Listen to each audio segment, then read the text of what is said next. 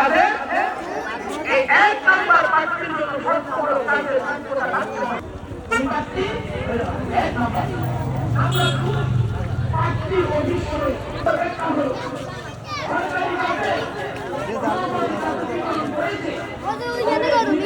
আপনি তাকে যদি নিজের গুণা করেন